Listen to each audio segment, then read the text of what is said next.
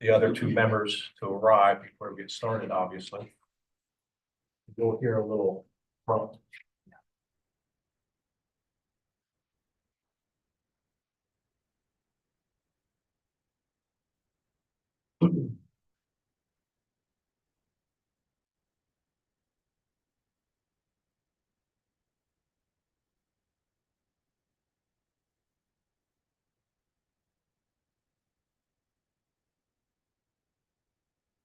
Good afternoon. This is the Board of Zoning Appeals Site Design. It's just after, or just arriving 5 o'clock. We were waiting on two members to arrive, and then we'll get the meeting kicked off here. So just be patient, please. Traffic's terrible. Traffic's bad. Is it starting to rain heavy?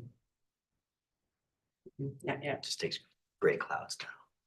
It's normal Charleston traffic these days. Yeah. It took days to get here. Yeah. Anyway.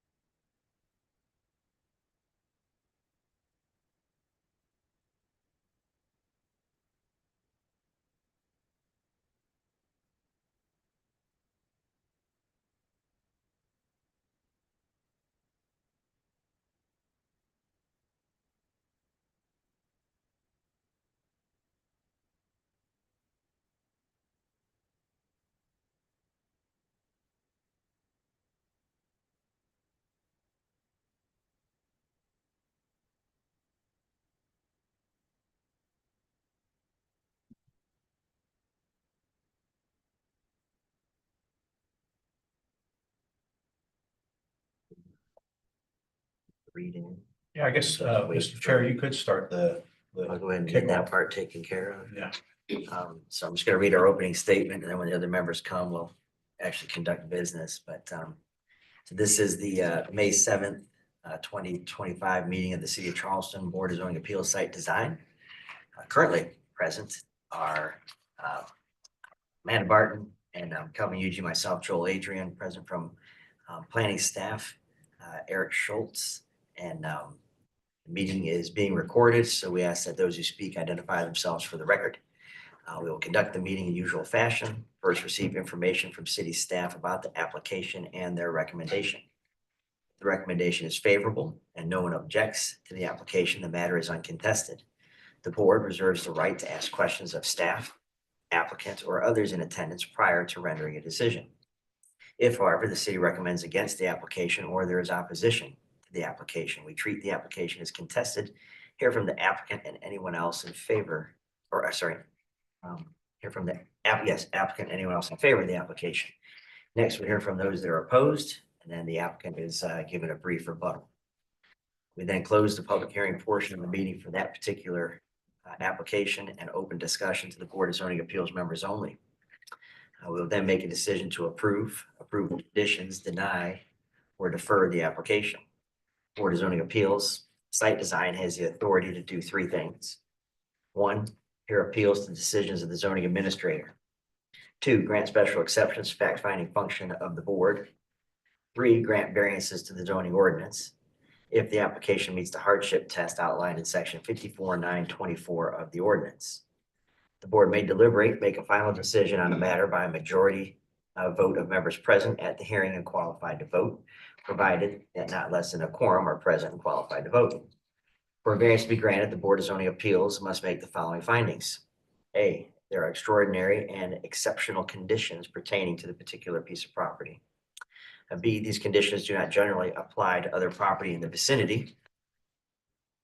C, because of these conditions, the application of the ordinance to the particular piece of property would effectively prohibit or unreasonably restrict the utilization of the property.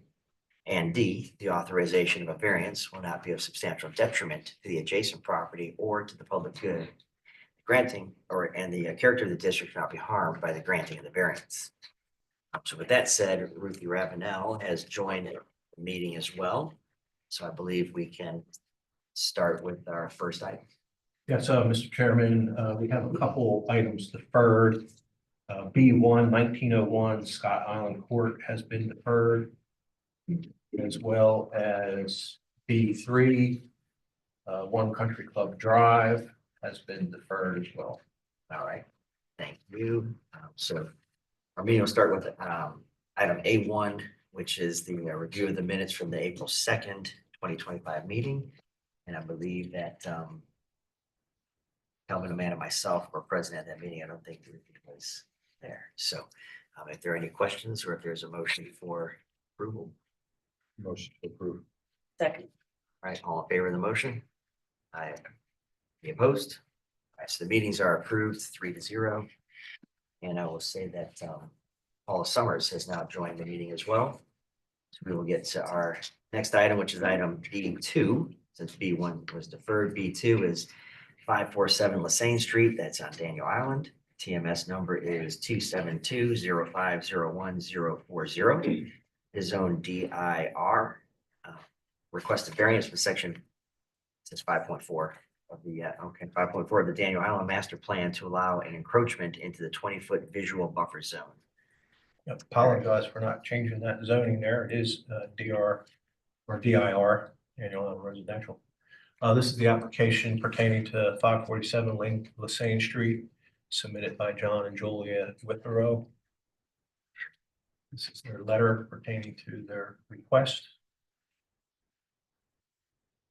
This is the map, a little bit of history on Lasagne Street. So Daniel Island obviously is a master plan. We're diving into section 5.4. The city obviously goes through a whole process to go through a major subdivision process, plat out the street right of ways and the lots. That occurred, I can't remember what year exactly, but from the time the roads were constructed and the lots were released, the critical line had really shifted landwards. So there was a series, I think, of 5 or 6 lots that the city dealt with and had to give some, I would call it, not blanket variances, but had to deal with that issue since the road was there. And then the lots basically got reduced in buildable area as far as depth.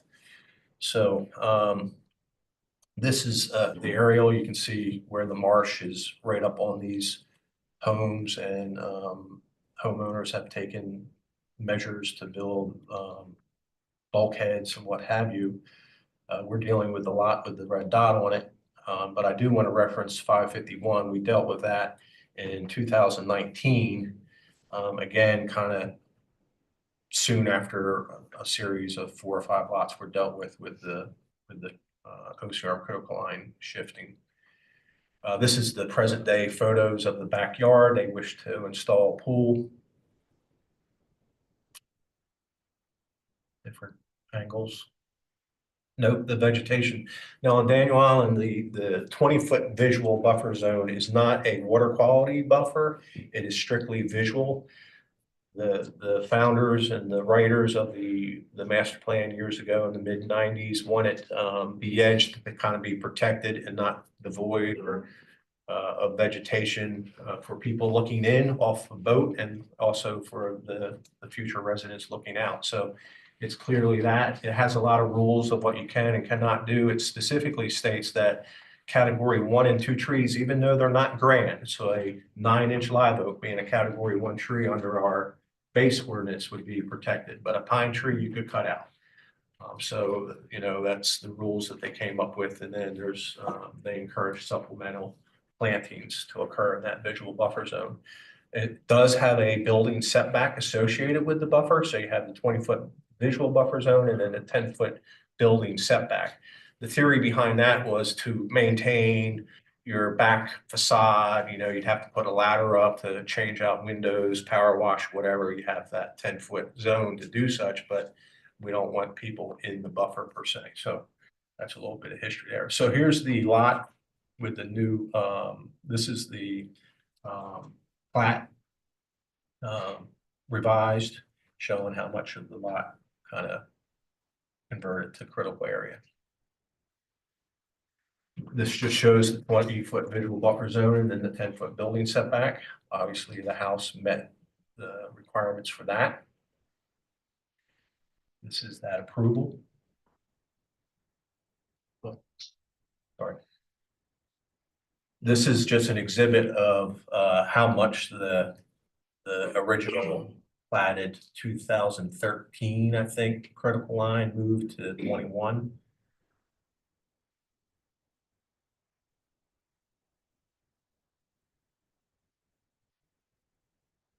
So they proposed to build a pool. As you can see, it's inside the 20-foot visual buffer. The retaining wall's there. Again, there is some vegetation retained on the bottom side of the wall. This is now lawn. And poster view of the proposed pool. Decking associated with it. So it's pretty much, you know, each end of the pool will have a small area to enter, but the marsh side is, it will, you know, there's no other planned decking or improvements on that side of the pool. I just threw this in because when I mentioned 554, this was the exhibit used when we addressed that particular encroachment, and the board approved that based on the hardship of the high ground becoming less in depth, and then the again, the idea that a planting plan was going to be proposed to mimic the visual buffer. So there's the two comparisons there. This is their proposed landscape plan. They have a couple of live oaks planned, as well as other canopy trees and some shrubs.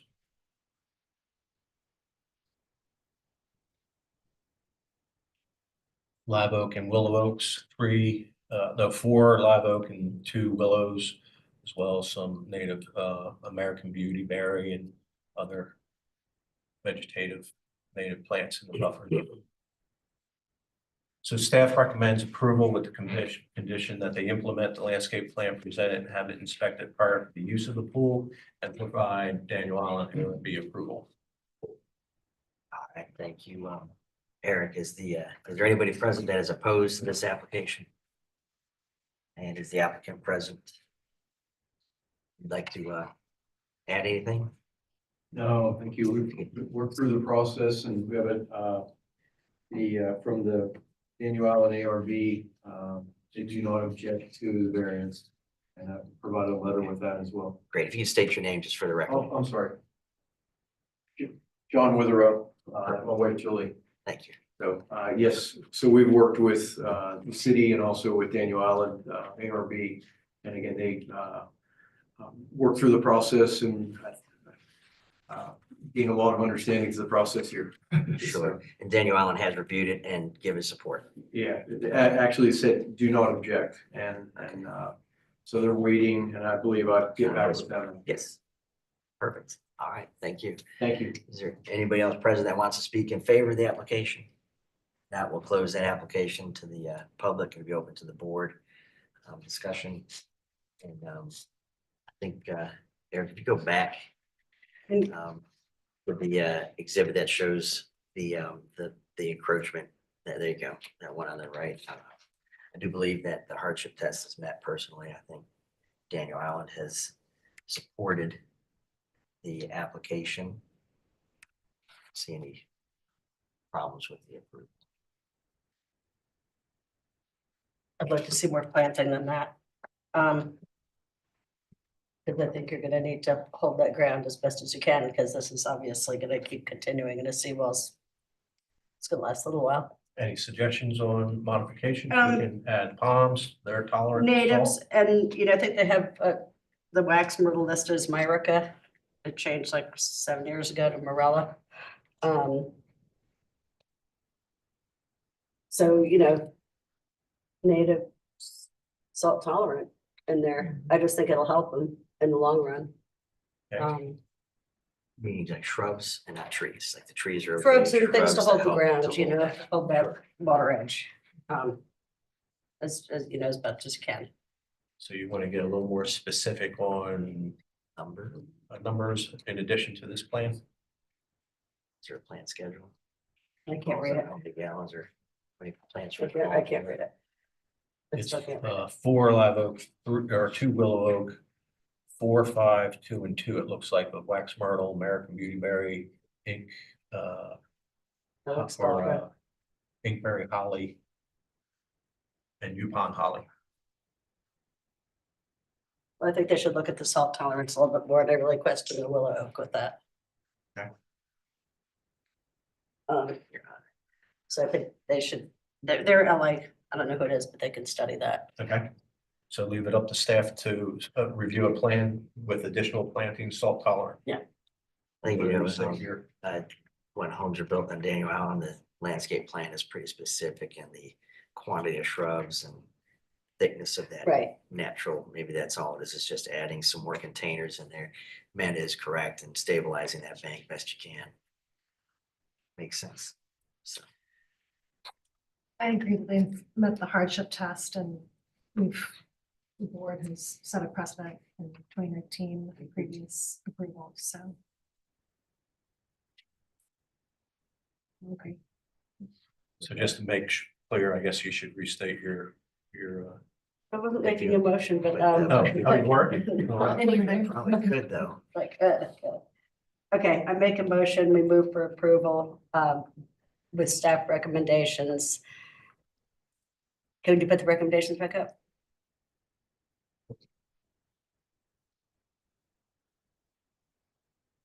With some additional salt tolerant landscape plantings to be added to the buffer, to the edge area between the seawall and the pool deck area for staff review. All right, motion for approval, seconded by Ruthie. All in favor? I'm Aye. in favor. Favor? Any opposed? Motion's approved 5-0. Thank you for your time.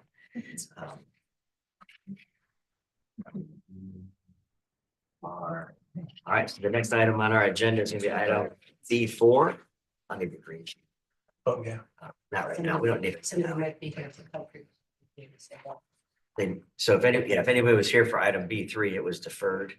It won't be heard today, so we're gonna go to item B4, which is 1401 Sam Rittenberg Boulevard, West Ashley. TMS numbers are 352-1100-101 and 103. It is zone GB. I request a special exception from section 54-327 to allow the removal of 4 grand trees. And request a variance from section 54-327 to omit the 15 protected trees per acre requirement. Eric. Okay, just as a reminder, a special exception is a fact-finding function of the board. Then variance is obviously being weighed against the hardship test. So we have an application here to remove 4 grand trees and to omit the 15 trees per acre, and I'll get into how I'm interpreting that specific ordinance. This is the application. The owner being Ashley Landing, Edens, and Kimberly Horn being the applicant. Their letter as to their variance test, and obviously you've been following the news in the paper, and obviously today there was a demolition groundbreaking type ceremony out there that the city's been working for years on the Sumar site, as well as the potential of redeveloping Ashley Landing, and Mayor Cogswell was successful in assembling the team and developers to come together. So we're dealing with this numerous TMS numbers today, but they'll be reconfigured and the site will be design as a whole and one, if you will. Sumar Street's been abandoned, a portion of it anyway has been abandoned to help with the overall redevelopment of the center.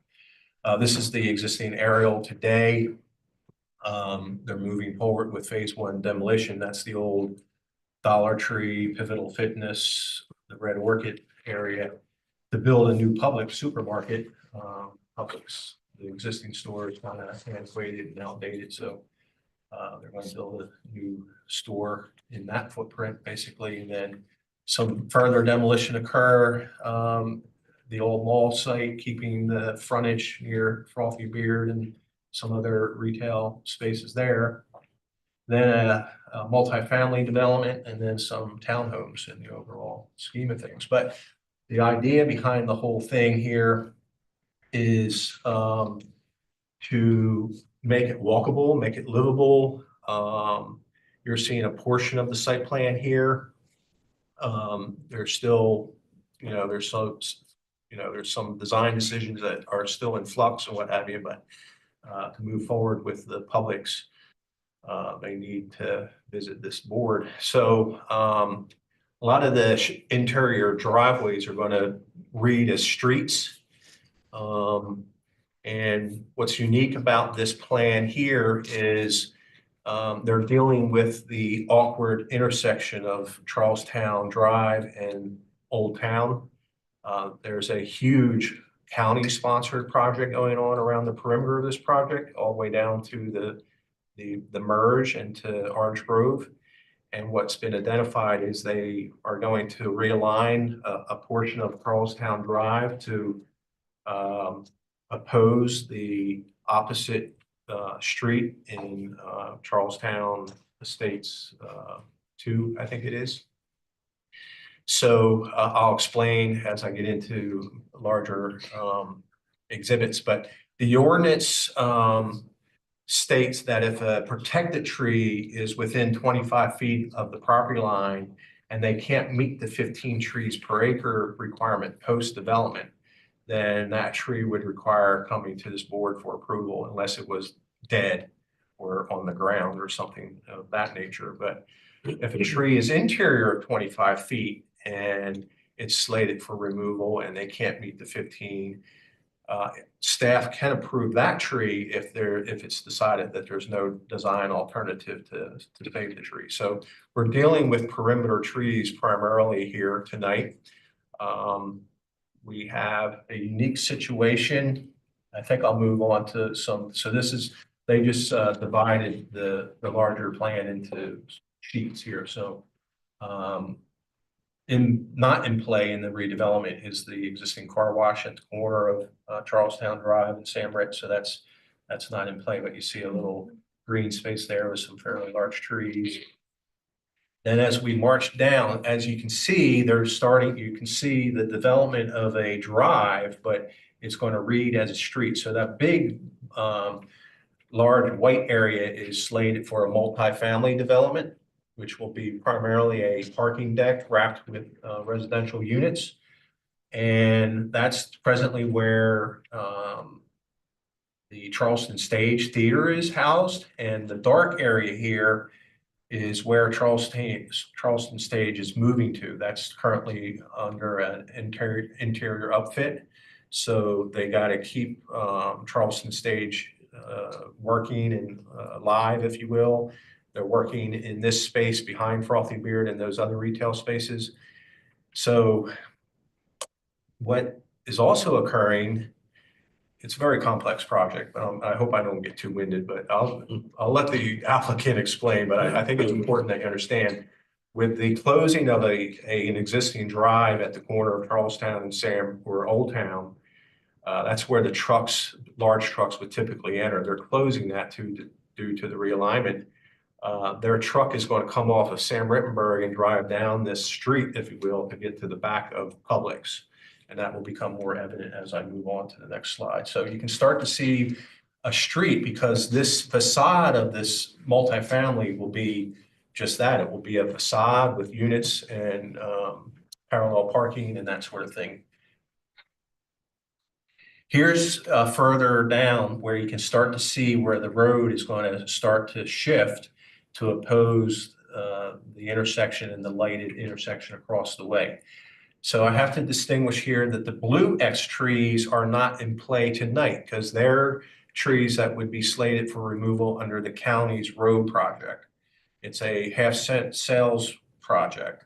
So a government agency is exempt from the tree protection ordinance for such a road project. So, but the two red trees, orange trees there, I have to back up just a little bit here. Actually, I want to continue. So then the red trees are the trees that the developer has asked removal for, as well as for This is the water public roads. That's the Publix. That's the new Publix. and the multifamilies up above it. Yes, Okay. so you can almost see, so Publix with a little attached retail frontage there, and then a street separating this building to the multifamily building. But you can see how the truck well, they'll come down that street and basically back into the truck well. And then, of course, this is the frontage along Old Town Road. They're crepe myrtles. Eric, which way is the Publix facing? The new Publix will be facing the parking field to the right, plan right. So the X's interior are palm trees, which will be relocated. And then obviously the center's been there long enough that trees that were planted in parking lot islands exceed 8 inches in diameter, so they're protected today.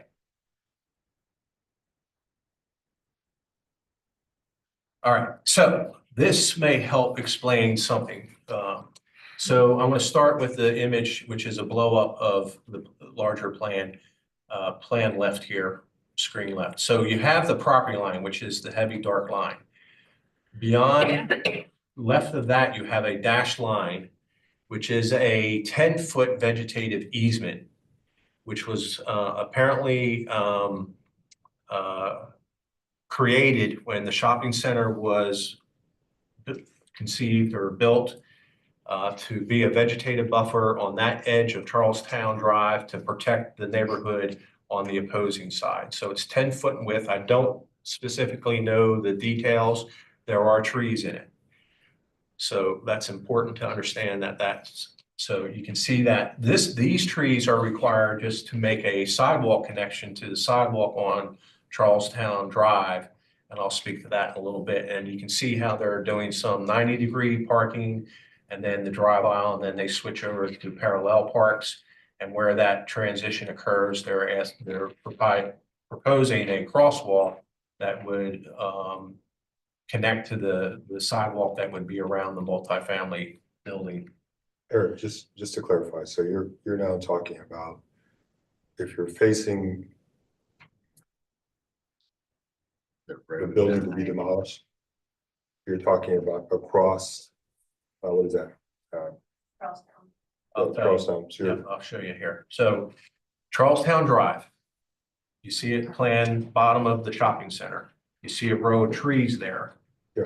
Some of those trees may be in the existing right of way of Charlestown Drive.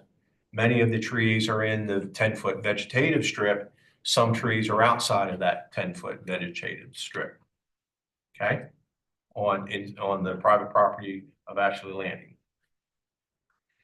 So I'm going down with these images. I'm going down plan right here or So plan they're left. looking to line up with Donahue? Excuse me. They're looking to line up Charlestown with Donahue? Is that what I'm hearing? I'm They county. Yes. Yeah. Yeah. Yeah. I can't remember the name of that street. Is it Donahue? Yeah. So here we are. So let me get to this blow up. So now we're further down. All right. The tree number 13, again, this is a special exception request, is a 36-inch water oak. And it's very close to where an existing sewer manhole exists in Charlestown Drive, and they have to tie their sewer into that manhole.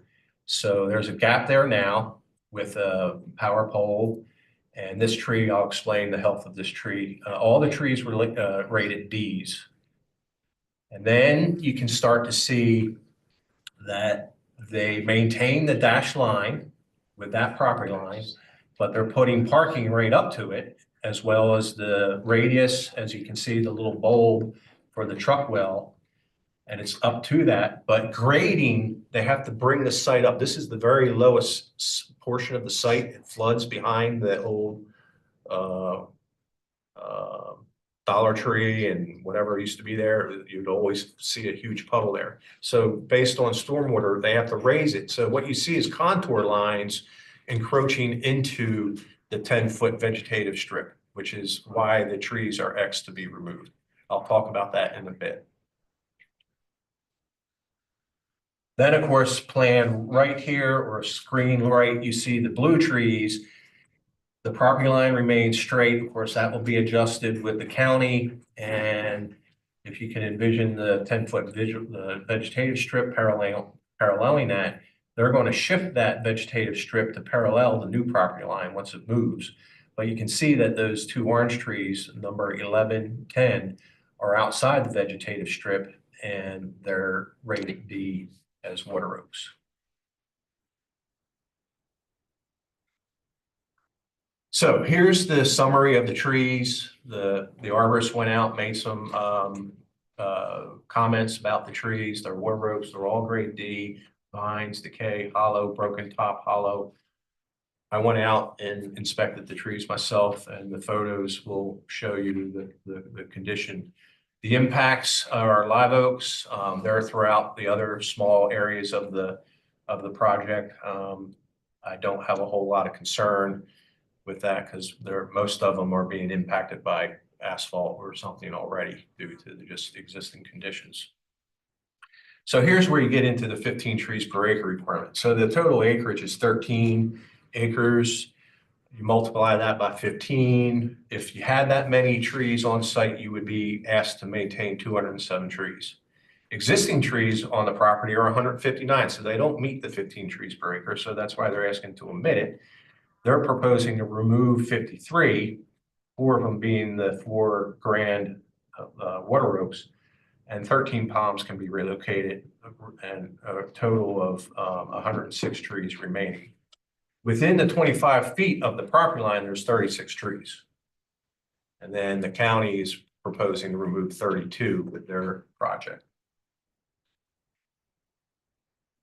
So if we visit tree D, it's kind of unfortunate. The vegetative strip today is doing its purpose. It is somewhat opaque. There's areas where you can see through it. You have trees, you have volunteer, you have invasive, and then you have a lot of vine. And it's unfortunate because I think the vines are taking a toll on some of these trees. In the long term, it's probably not the best thing for these trees, but you can see the broken tops in the vine infested trees. So hence the rating of a D. I agree. These are shots that I took again since bud break and the vines become foliated again. It's hard to really see the structure of the tree, but I did my best. This is tree 11. You got a huge hollow in it. You got the fence, which is not. It's there most likely early on to prevent people from passing through the vegetation, but it's probably encouraging a lot of vine growth and what have you. Broken top. This is tree 12. Again, broken top. You can see how storm damage or whether they just got choked out and became so decayed that they're just starting to fall apart. This, I almost question, this is a staff level approval. In my opinion, they gave it a D. I'll keep it a D, but really that's an F with literally no top to it.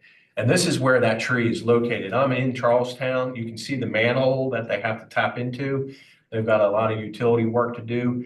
That tree is just behind a live oak, which is on the face of that curve. The water oak is behind it. So in the picture that they provided, the live oak is right. So that's up against the sidewalk, and then this tree is more interior. Again, these were my photos. You know, basically no tree left in that particular tree. So I just want to back up to talk about a couple of things. And I'll use these exhibits because they're a little larger. I do not see a true hardship with, you know, if they can keep the parking out of the 10-foot vegetative. I think what we can study is a retaining wall, or what we call a header curb, and just go dive straight into the earth at the vegetative strip. So I'm hopeful that you'll read my condition that the trees can be preserved, tended to with arborists. You know, again, I don't know.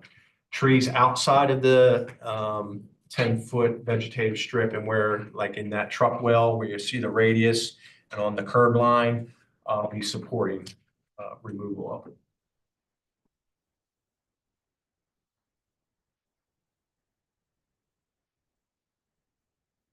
So just to recap again, I'll be supporting one.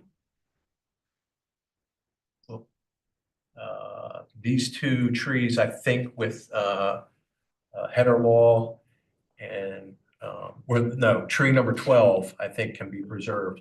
I'm in agreement that tree number 13, which is basically not a tree now, just to dig the trench for the sewer would have to go. So I'll be supporting tree number 13.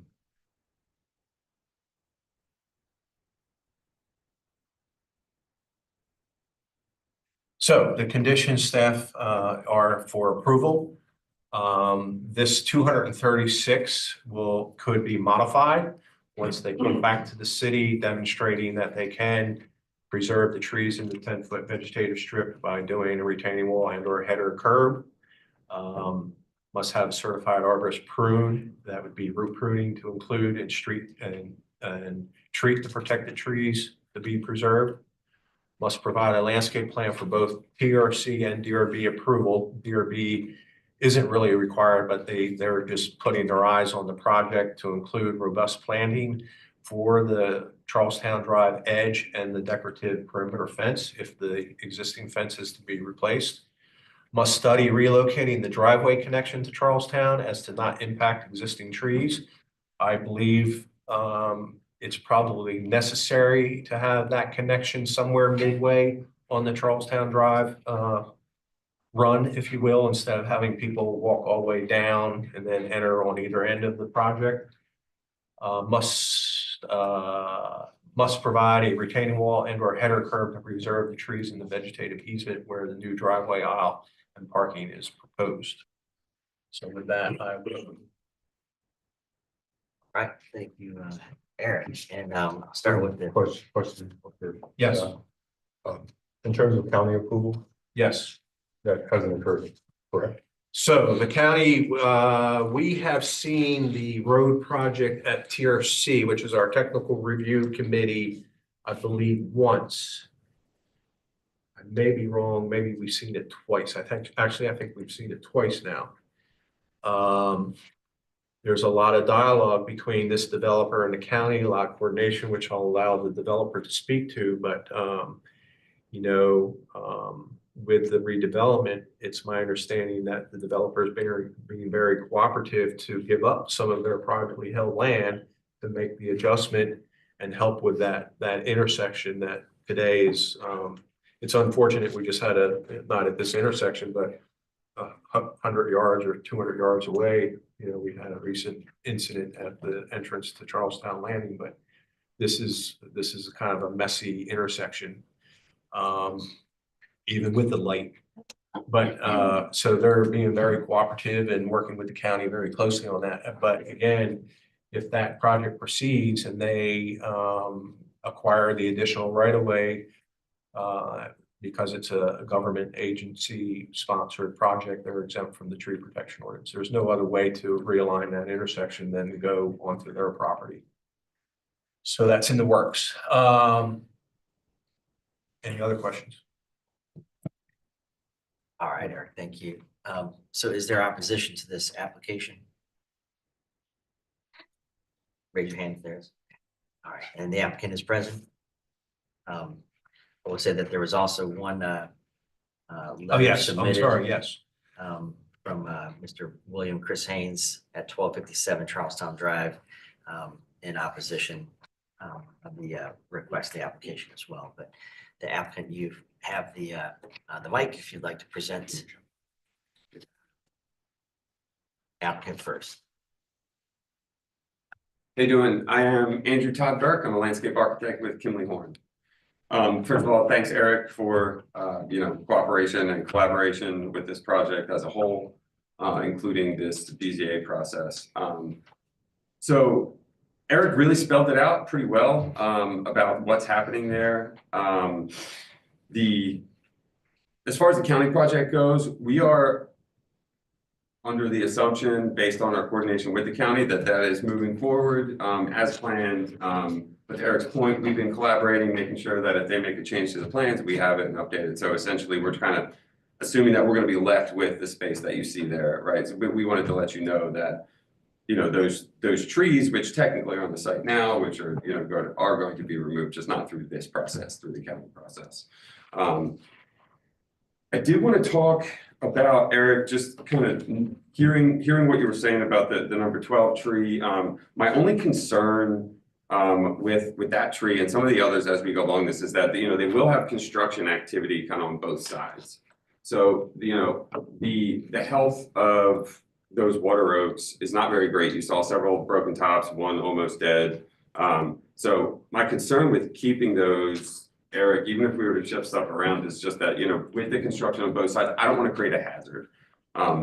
Those of us who are familiar with water oaks know that they tend to drop limbs anyway. They grow fast, weak wooded. I have nothing against them. I like all trees, but I just think that these, in this particular case, might be a challenge and could pose a safety hazard risk to pedestrians, which kind of explain or leads me into my next point, which as we're thinking about this visual buffer, because one of the conditions Eric had put up was to provide an ornamental fence as a buffer, and I think that we as a group think it makes sense. And Eric, maybe you could pull up the overall just real quick, just so I can kind of explain. So in this area, so currently right now, this entire corridor is back of house for the existing shopping center.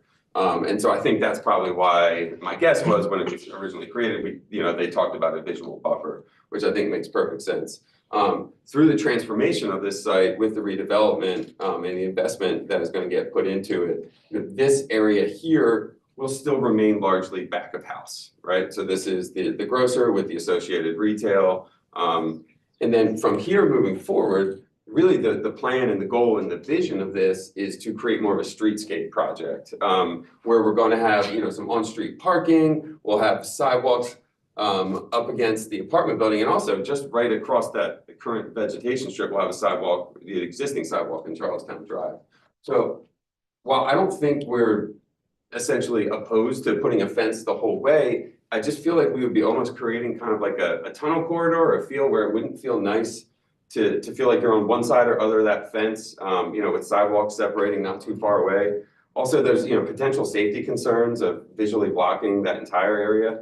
So I think it would be our preference to, have the ornamental fence within the back of house area. And then when it opens up into a streetscape, I think we still want planting, we still want some separation. But I think it would be nicer for that to not be a full wall of, opaque either fence or vegetation. And that would be, our request for that area. I think that hits most of my points, Eric. You really did a great job covering it. Is there anything else you wanted to add to that? Yeah, maybe I'll just for a minute. Sure, absolutely. So Jim and Kenny with the Edens. I think mostly I just want to answer any questions you may have. I know this is confusing because we're just dealing with phase one. And Eric, you did a good job. Maybe we should have had a visual for the future project. The timing of this is such that really we need to relocate the grocery store while keeping a parking field open for them. So this is the first part of it. And then the eventual, if you've seen the images of the Village Green and all the small retail on the Village Green, that will all be in this area. So will follow once we can move the grocery store here and regain this. And again, this will be a multifamily building, and it's designed so that the units that are on that side will actually have a stoop and they'll be able to walk out. Now, they'll also have, as typical with a, multifamily building, you will have an interior corridor as well. But when you're over here, you're gonna see units like it's a townhouse unit where someone is walking out of it on a sidewalk. So I think, as Andrew said, I do think here, given there's a sidewalk here and here, we think it's appropriate to have vegetation. But we don't want necessarily a solid wall where if someone is on one side, someone screams or whatever, right? Like the more you have visual, the better. Here, because of the county project, the county's gonna unfortunately remove all that vegetation there.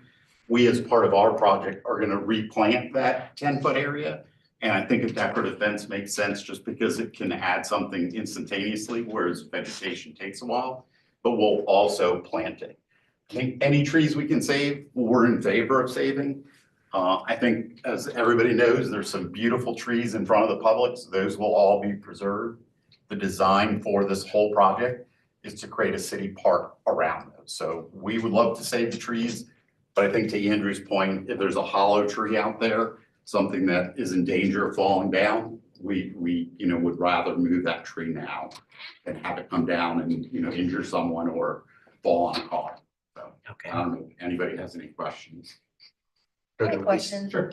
What is the composition of the multifamily? Is it condominium, townhouse style? How many stories is No, it? How many units? Everything, first of all, is being done by right. So the height limit is 55 feet. This will be an apartment building over ground floor retail. So there'll be a village green where everything faces out onto that green. And then what is now Amberley here, Amberley will be extended through. So this will become part of Amberley. And there'll be retail, which is on the bottom level, and apartments above. Over in this area, the Sumar parcel, and as Eric indicated, this portion of Sumar Street has been abandoned. And we'll actually take a road that comes through the Village Green. So this whole area it won't be for another 3 years, maybe 2 years, once Publix moves. That area will be townhouses. And I don't have the exact number on the townhouses. I think it's around 90 townhouses that will go there. I think it's just under 300 multifamily. That's 290, somewhere around there. All right, thank you. Is there anybody else present that is in favor of the application would like to be heard? Then we'll go to those that are opposed.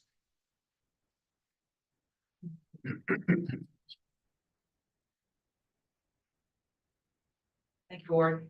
My name is Adrian Griffin. I reside at 1261 Hero Street. I am about 5 houses into Charlestown Landing 2.1 miles from that vegetative strip. Can I ask them a question? No, I think you no. talk to us. My concern is that we have had multiple problems with noise pollution from one of the businesses. And I'm concerned that with even more businesses and more residences and the community area for gatherings and concerts, that with the trees being removed, it's going to increase the noise pollution. I don't think they said how tall the retaining wall is going to be. I don't know if you know that or not. And I believe you said it wasn't going to go all the way down. That's going to lessen the protection of the noise if it's not all the way down the street to our neighborhood. Because we just had several instances where we've had to get the police involved for the noise pollution, and that's before the increased development. So I feel as if per requirements for granting variance, B, these conditions do not generally apply to other property in the vicinity well, it does apply to our property. And D, the authorization of a variance will not be of substantial detriment to adjacent property. Well, it will be to detriment if there's not a wall completely down the road. So, thank you. All right, thank you. Anybody else present that's opposed that would like to be heard? So for the board, just to be clear, the staff's recommendation, they're not proposing. Eric. Oh, I'm sorry. Go ahead. I didn't see his hand go up. No, if you're going to speak, yes, we'll let you, My name's Chris Haynes. I live at 1257 Charleston Drive. I submitted the Okay. written statement there. I want to start by saying I'm excited about the development. I look forward to the new businesses and development. We just wanted to make sure that we retain the neighborhood aspect of our 1960s single-family ranch homes and don't incorporate like a multifamily apartment complex into that. So I think the 10-foot vegetative strip is important. It gives us that separation. It was granted to us for that exact reason. So I just want to make sure that we retain that that separation to some degree and, enforce the covenants that are provided in that easement. As far as the wall going down, I guess the ornate wall to separate the two, I would probably honestly prefer that it go all the way down because again, I mean, it provides that separation from multifamily and commercial, and you have the residential on one side and then the commercial on the other. So, I think with the recommendations that you provided, I'd be fine with those recommendations. okay, all right, Thank you. thank you. Anybody else present that would like to be heard? And it'll go back to the applicant for a moment to. Sure. Yeah, and I think, just to be clear, we're not proposing to get rid of the 10-foot landscape area. We're actually looking to enhance that area. So if we remove a tree, we're gonna place something back that will actually provide better buffering. A tall tree like that, all the vegetation's up high, that's really not providing that ground level buffer anyway. And again, if these trees were in good health, I would not be proposing to take them down. It's just when we get a report that indicates that there's a hollow tree, I quite frankly, if there's a hollow tree on my property, the first thing I do is remove it because I don't want it to come down on my house. So I think, we'd be willing to talk to the neighbors and staff and work through the fence as it goes up. The area we are proposing to remain is actually where to not be built would be where the multifamily is. And I think, again, we'd be having a landscape buffer there. Our feeling is just if you're walking down on Charlestown on a sidewalk and someone comes up to you, someone on the other side of that wall can't see you, they can't help you. It actually is not, from a safety standpoint, in our opinion, the best thing to do. If that's what the community wants, we're willing to meet with the community. We've met with a lot of community members and we can discuss what the best alternative is. And I think maybe just some views of what that is going to look like, that's going to feel like a street, again, with residential units where people will come out. Adding the residential here, what we found in retail shopping centers, part of the problem you have out there right now with vagrancy, homeless people who are out there, because no one's there all day, right? People leave the center. So what we found when we bring residents in, first of all, they take ownership. They're out early in the morning walking a dog. They're going out to get a coffee. So by bringing people into these centers to live in these centers, we actually make the centers safer. So I think I've addressed everything there, but again, if we'd like to meet later, we'd be willing to meet. We've got several people who live in the Charleston area and several of our team members actually live in the same neighborhood as you that are working. The connections for this street, just to also point out, most neighbors have indicated they do want a sidewalk connection, but that we're willing to not have that sidewalk connection. Some people want to be able to drive the golf carts there as well. So again, everybody has a different view on these things. right, thank you. I do have a question, Got a bunch of and questions. might be for you or might be for a landscape architect, but the height of the retaining wall that was mentioned. So Is that because it was a condition, I it think- probably hasn't been determined and studied? I want to clarify that. I don't believe there's a retaining wall today. So let me get up and just explain. I think you ought to split your request, take the special exception and then take the variance. So we'll just start here. Property line, 10-foot vegetative strip. Obviously, the curb line and the parallel parking is well off the vegetative strip, so a lot of opportunity for new plantings. This is a proposed sidewalk connection based on the preliminary plans for the multifamily. As you can see, the parallel next down, so that's like it could be a raised crosswalk or whatever. I think here, this is the opposing street, and there's a gap here with some overhead power lines. Maybe they rearranged this, and this could simply slip down and hit the gap.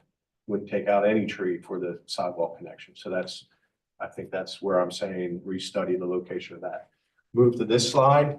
I'll let you all decide and weigh in on the two water oaks that are shown here. This one is obviously the one that's, in my opinion, an F.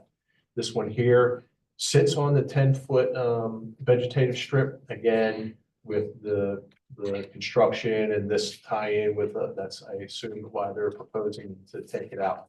This tree is one that I would support because it's outside, it's not in. These, what I'm suggesting is, I believe, and correct me if I'm wrong, Andrew, you got 90-degree parking, and then what I believe, because this is like a drainage plan, are contour lines, because again, they have to build this end of the site up a little bit. Correct. So it's grading that gets into the 10-foot vegetative buffer. What I'm suggesting is they can build the parking on top of a header curb, which means the curb, and then it's a concrete wall, basically a retaining wall that just dives into the earth. They may have to put a railing on it or whatever, so car stops, depending on the ultimate height. I assume there's two contour lines there, so it's about 24 inches above the existing grade. What I'm suggesting is they do that here and around this bulb for the truck turning, and that way they can preserve 1, 2, 3, 4, 5, 6, 7, at least 7 to 6 trees in the vegetative strip. This one's outside, so that's supported. This one's outside, is supported by the city. Moving on to these trees here. Property line existing today, envision this 10-foot vegetative strip running down parallel. This would become the new right-of-way line. They're proposing to shift the vegetative strip with that property line and plant it. This is interior. It's not in the vegetative strip, so staff supports that. These two are on the drive aisle, if you will, right here. And again, I guess you really can't say those, so I'd be supportive of those two. They're outside the vegetative strip. Can you go back to the larger plan? Yes.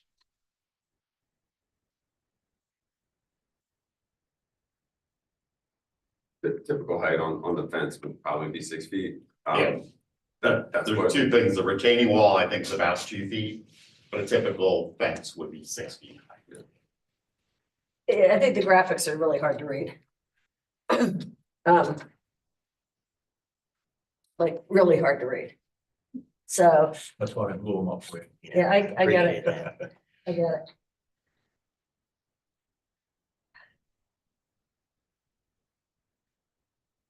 I guess I don't understand the need for a wall for sound protection that would be 6 feet versus a 55-foot building for sound protection.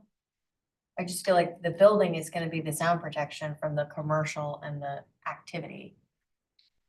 To me, I mean, for that section, I don't know, I guess I'm in favor of the wall for the area that's, the back of house for the public, but I understand the conversation around the pedestrian nature of the residential. The noise would be on the front side of the. Right, the noise is on the other side of the big building. Some sections of this would have been very handy. What type of section? Right, Just there a would be section fence. to understand the relationship between all the heights and things. And, how are the houses over here? Where's our road? What's the existing edging? Where's the back of the building gonna be? Where's the drive lane gonna be? Well, the issue is the multifamily, the ground is reserved, but the building's not even designed yet. Right. And that sort of leads into a question I have about it, because it affects that whole streetscape concept is DRB looks at the major corridors, but what about the side of the building that's on Charleston? I'll Road? let the applicant talk about the DRB. City council will address DRB in a different manner. Okay, You mentioned that the 'cause- car wash will still be there. Car wash is not even owned by the project developer. That stays. okay, because I guess my question is, if you're trying to do, and this ties into whether the wall goes all the way up or not, right? I mean, it makes perfect sense behind the Publix, right? Because nobody wants to look at the back of the grocery store. And but if the apartments had a nice streetscape and if the building was stepped back from Charlestown, which makes sense in terms of the transition and not what we do at this board, then that would make that better, right? So just to address this, I think where this heavy dark line is where the street will go through between the apartment and the Publix retail. So the only trees they're asking for, other than where the sewer has to tie in, is the 3 small protected trees where the sidewalk crossing occurs. Otherwise, the vegetative strip is intact. They're not asking for anything to be removed. So if they relocate the sidewalk down to oppose whatever that street is, that street that's off to the left, because that's where a power line goes through, then the problem's solved. They don't have to remove any trees other than where the Pickwick is it, sewer. or is it Sullivan? The neighbors would probably better know. I'm Teague? not good on that street. What's this street name? Is it Sullivan? Teague is the one furthest east. That's Sullivan Street in the middle. This one? So Sullivan's the one in the middle, Teague's the one at the bottom of your image, and then just above that. So Sullivan, right in here, there's a huge power pole that goes through. As well as here, there's a power pole plus the sewer, and there's some, I guess there was a pedestrian gate there at one time. There's like little vertical poles that got filled in. Yeah. Here, and that's where that really bad tree is. So if they just move this to the existing gap and rework their on-street parking, if they could do that, figure that out. This, I think, is where the other street goes, maybe across the front of the Charleston stage. Will actually have like a front door here on a street that ties back into the green.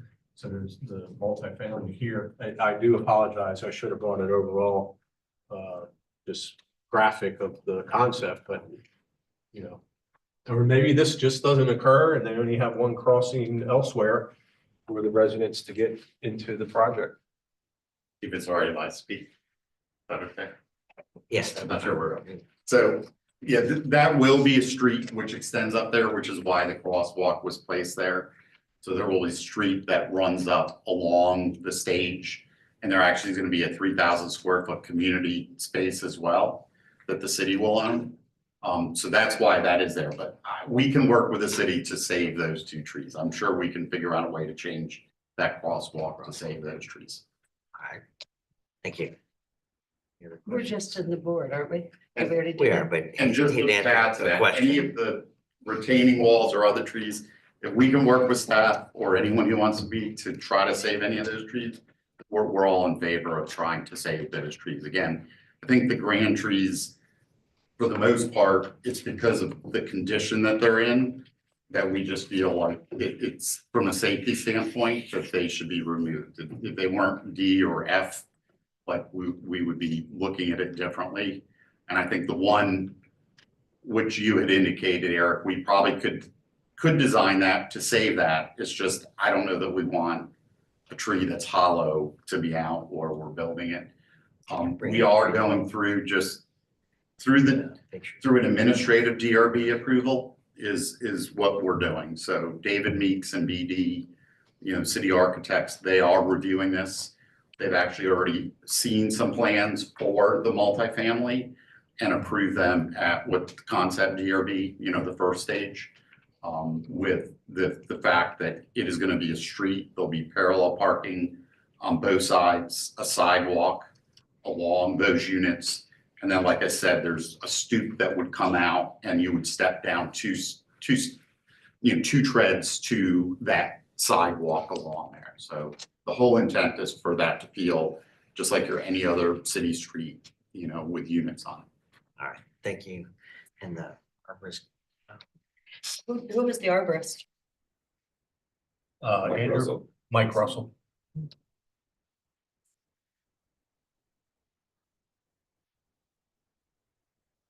so tree 12 was D and said hollow. See, I don't have a problem with the trees.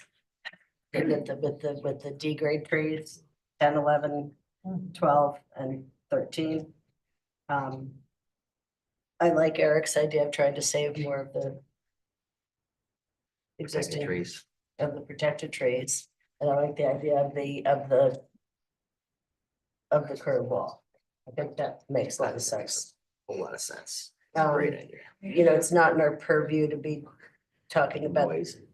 the buildings. I like the idea of creating a streetscape because that'll help give a little, if you have your straight trees between the curb and the road, that'll help these folks. And it kind of makes sense that any place, it kind of makes sense that, I don't know why the roads aren't lined up with the roads across the street. Because that would have been something that I would have done personally, but nobody asked me. Anyway, And Eric, you put your conditions back up. Is there, Eric, you've been out there to the site, is there room to plant more trees on the other side of the street, closest to the homes, the residential side?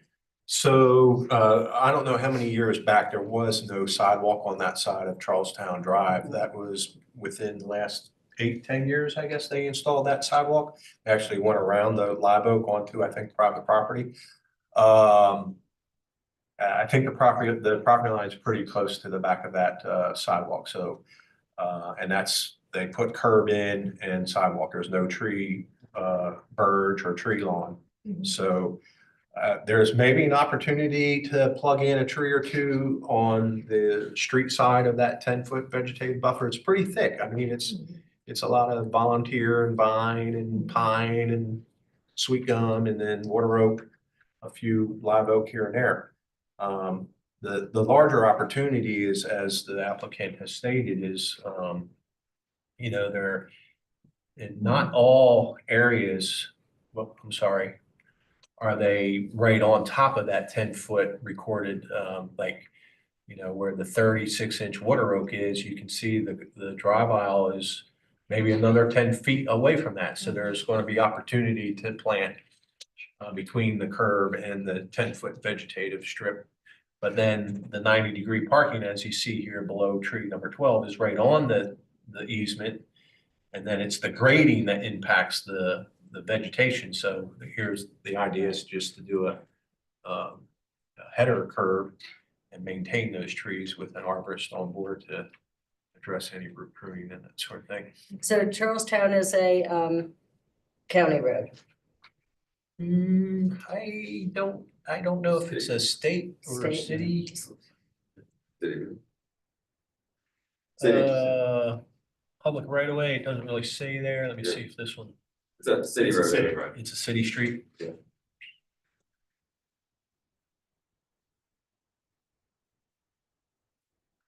But the county, it was Right, I it get was it. another half-cent sales tax thing that Yeah. did the sidewalk, or maybe, another pot of money that was used to install that sidewalk.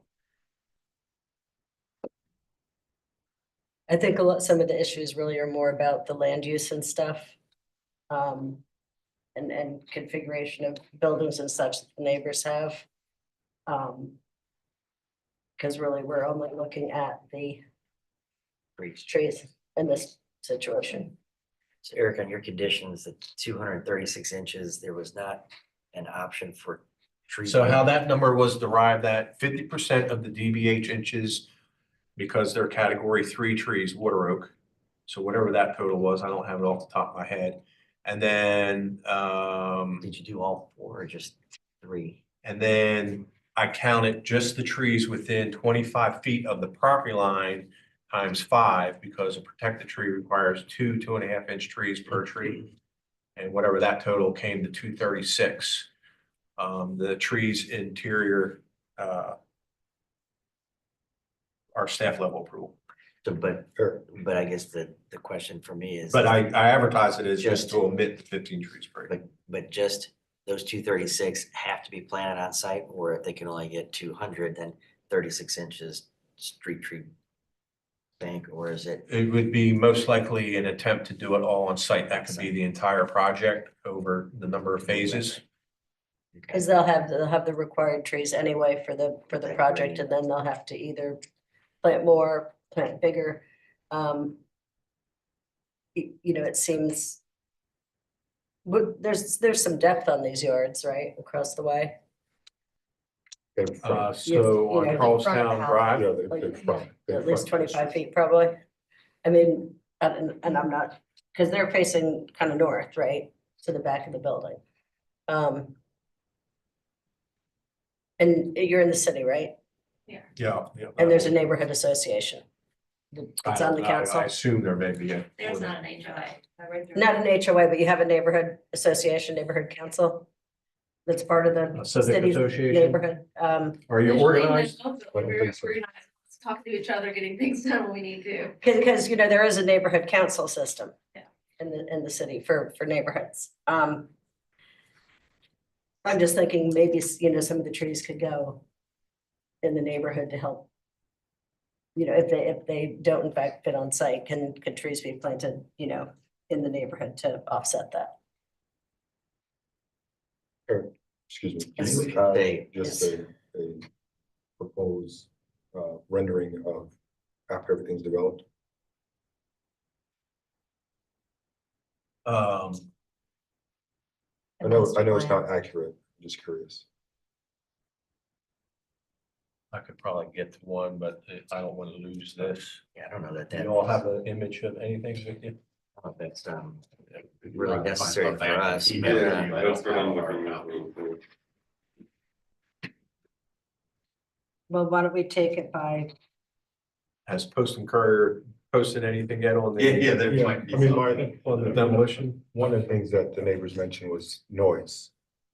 And, we're talking about bringing in 290 units. Most of which will be in a 50-foot building right across from their neighborhood. And so, how those units are designed and aimed and all those things are gonna affect the noise. And, I would be concerned as well if someone's about to put a high-rise building next to my house. Understand, but I think that that is a different board. It's either design review or I don't know if it's technical review, it's a different board. It's not us. They're zoned and they're meeting those zoning regulations. We're here just to talk about those trees. The 4 for special exception and then the omitting of the 15 protected per acre.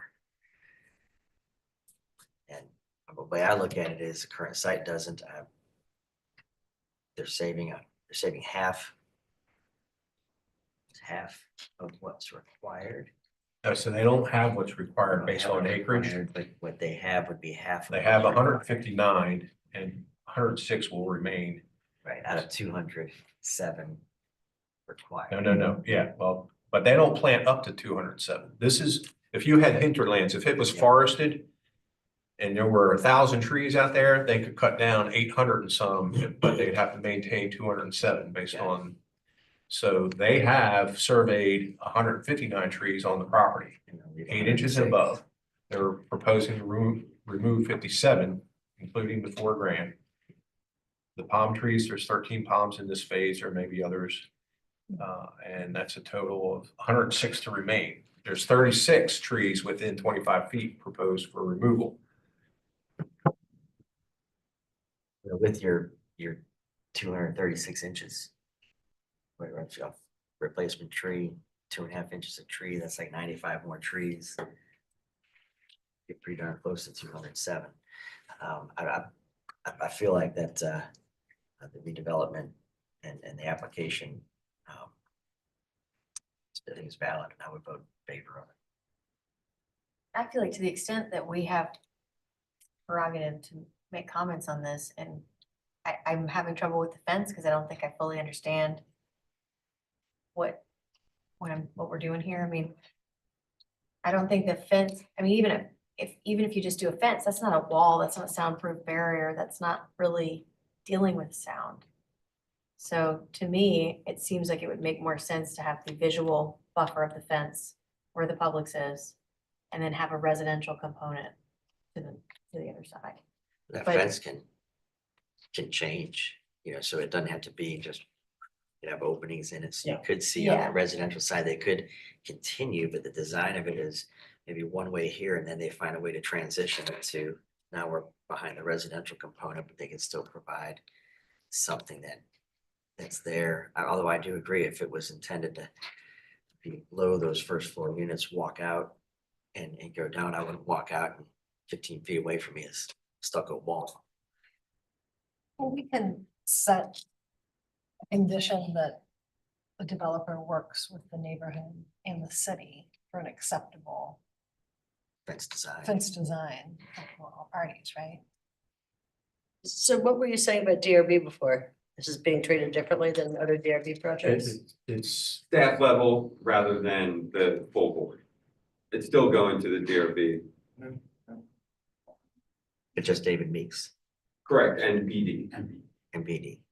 I mean, I would be in favor of removing the fence requirement at this stage, because this is saying you go ahead and do what you want to do and put a fence up. I would rather have there be a collaborative, you know, process and put that in here so that it is acceptable moving forward. It's hard to make a decision on some, I don't know, abstract idea of a fence where it's, you don't even have the building yet. How can you figure out what the fence is? But you're not gonna be able to impose that on the public. You can impose that on the state and the developer, and not the public. Right. You know, I mean, you can't force the public Right, to I agree, get your but, point. The public's gonna always be able to say no. right. Do we have a chance to talk again? Yeah, don't know the, those. it's been closed to the public unless a question was asked of you. So I don't know, I think the conditions are appropriate. You know, studying the number 4, relocating that sidewalk's gonna save, number 5's gonna save. If they plant those 236 inches on that site, pretty much meeting that 15 trees per acre requirement. Arborist involvement. And then number 3 is really the key, because it still gives staff chance to, and you know, to make sure that applicant is working with the neighborhood, come up with a plan that's agreeable. And I think the conditions address the objection to writing as well. Liz, are excited if you want, we can divide this I into 2 think, motions. I think the conditions look fine, but I think on number 3, we should probably add that it has to, yeah, that they have to meet with the neighborhood about the And stuff. proposed impacts to Charlestown Drive. Can't enforce that. Oh, yeah. Well, we could say staff has to meet with the developer, right? And staff will take the consideration of the neighborhood into consideration. No, I think, again, TRC and DRB approval Mhm. at either one of those meetings. But DRB isn't gonna have a meeting. But you get the city architect and David Meeks, they could both say, have you met with the neighborhood and presented this Mhm. design? And just like, when I get up to present to BAR, have you met with the neighbors? So the other zoning board. So I think that the protection's in there with the conditions. I don't think that means anything. Have we met with the neighbors? That doesn't mean. Yes, we met the neighbors. The And they neighbors don't don't like it. agree with us. Yes, you get our approval. Doesn't mean anything. It's hollow. Well, I think when we ask that question of the developers, and when they say no, we typically defer the application. but it's not required in the regulations. I mean, I go through this every Monday with the county. It's not a requirement in the regulations. But whether or not you meet with the neighbors, it doesn't matter. Not enforcement. It's nice. Is there a modification you would suggest?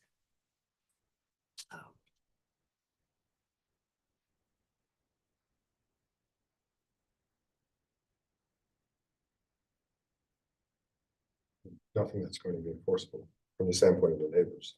Right. And if, if the DRB level is not, it's not a public, hearing, they don't have a voice there. But it's their voice that they want to be presented before a board. So no matter what we do, if it's going to be a staff level approval, their voice is excluded.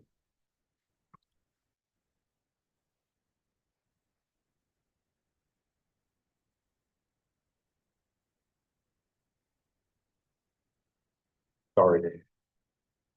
So, I mean, we don't have control over that process.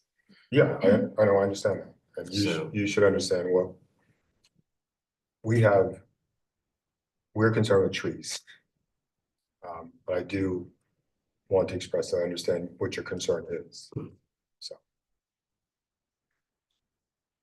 I would think that if the neighbors were concerned, they could be in contact with both David Meeks, BD, the city architect, voicing just like they do here. So they still have a voice.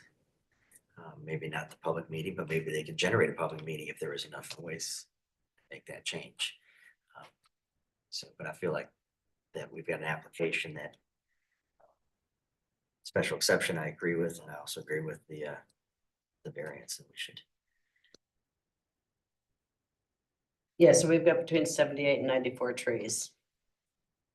2.5 to 3 inch caliper. If you go at 2.5, you've got 94 trees. Right. If you go bigger tree, you've got less. So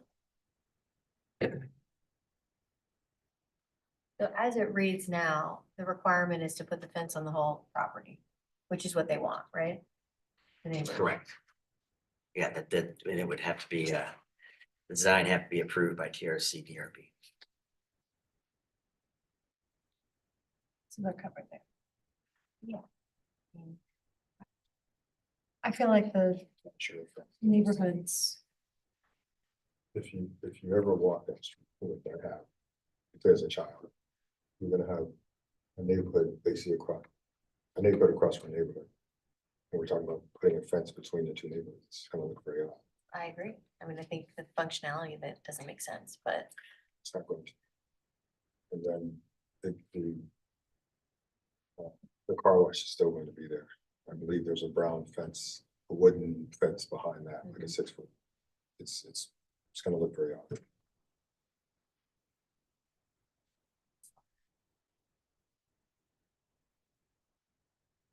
Well, maybe we should say, something like must provide a landscape plan for both TRC and DRB approval to include a robust planted plan for Charleston Drive, edge, and consider. I have no problem with, I think it makes a ton of sense to absolutely have the fence and the Publix. And maybe it should be studied at the other edge. And, ideally the neighborhood would be able to input on that because it might look better and be better overall, not to have that on that, western part of the site. It seems weird. How to word it. Well, if we omit the fence from number 3, we just strike that. It doesn't mean they can't build a fence, right? You're also gonna have ingress egress issues because you're talking about, I don't know, another 100 cars, people living there, coming out onto a very small street with a fence. It's gonna be a vision issue, trying to turn out and turning. Eric, you had put in that condition. If you want to strike it, you can have the But do you architect have- to strike. What was your initial Can you remind us? Well, I think I was thinking where the road shifted and there's gonna be basically a void 10-foot vegetative strip and the back of house as stated. Unfortunately, I didn't really think about the northern half, but that's where I was coming from. And plus there was I don't know the reason behind the existing fence. There was a fence there. Mhm. There is, I don't know what the real purpose of that was. I mean, the whole site wasn't fenced, but to protect the Well, vegetative. that was a mall. It's called Ashley Plaza Mall. Right, but was it to protect the vegetative strip or just? I think it was just there's parking behind the building. I think there was separation, because there was always vegetation, Right, and there was a fence, and there was space right, for parking. right. So it's, I mean, So it also refers to covenants provided in the easement. Was there some sort of document that we don't have? Nothing in the easement document. actually, I think this gentleman, Mr. Haynes, mentioned that Yeah, it's recorded in the registry of deeds office. It's a planning easement. It's from the sixties, so you can't pull it online, but I've got a copy. I can email it or I've got all. But the covenants in there are just, I think it's a minimum of 6 foot, vegetative barrier between, what is actually Landing Mall and Charlestown. So the initial planning was 6 foot and it just became naturalized, I guess. A minimum of 6 feet. You mean horizontal width? So, You mean horizontal width or vertical? minimum of 6 feet tall, 10 feet 50 foot. wide.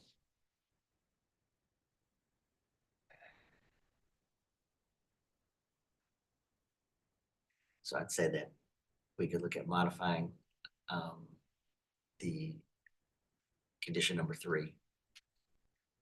And if it's, must provide that fence behind the public's back of house and then study options for continuation of that fence. That would be Study options for northern or western. and then I believe that the robust planting, that must remain. Mhm. I mean, that makes sense. That makes sense to me. that would require the fence the whole way. Right, just require it at the public's back of house. I'll make a motion for approval with conditions by editing item 3 to replace the period at the end of the sentence and add a comma stating that the fence should be located behind the commercial portion of the property line, and further study will be needed along the remainder of Charlestown Drive. Very confident. All right, so there's a motion for approval with modified conditions. Is there a second on that motion? Second. All right, so that motion by Paula, second by Calvin. All in favor of that motion? I'm in Okay. favor. In favor, any opposed? It's approved. Thank you. Thank you. And that meeting is adjourned. Very good.